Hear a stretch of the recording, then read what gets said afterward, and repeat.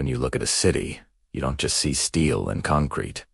You see a collision of dreams. To understand America's landscapes, you have to look past the blueprints and zoning laws. You have to see the invisible forces that poured the foundation. The immigrant's ambition, the aristocrat's utopian fantasy, and the insatiable hunger for more. This is the story of how those dreams hardened into our cities. It began with William Penn, who dreamed of a green country town in Philadelphia. He laid out a grid not for traffic, but for theology. The wide streets and public squares were meant to prevent the moral suffocation of Europe. It was the first American dream of control.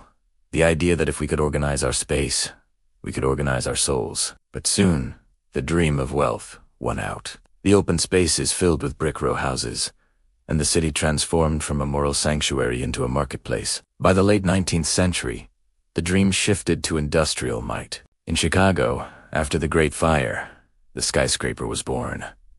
This was a psychological revolution. For millennia, the tallest building was the cathedral. In America, it became the bank headquarters.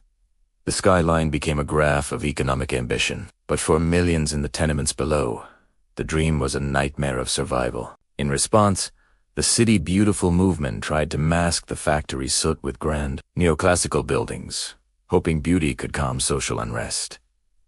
Then came the automobile. Two visions fought for the future. The Garden City, like New York's Central Park, dreamed of bringing nature into the urban chaos. The Machine City dreamed of pure speed, with multi-level highways and towers connected by airplanes. These ideas clashed in Robert Moses, New York's master builder.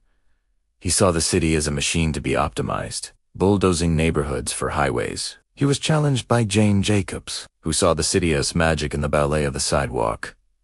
The everyday chaos of human life. After World War II, a new anxiety led to the Great Escape. Returning G's wanted the horizontal safety of the suburbs, not the vertical thrill of the city. Levittown standardized the dream: a picket fence, a driveway, and a separation from the chaotic, diverse city. The government subsidized this escape with highways and home loans, draining life from downtowns. Main Street was replaced by the shopping mall, a climate-controlled temple of eternal consumption, erasing regional character and a sense of place.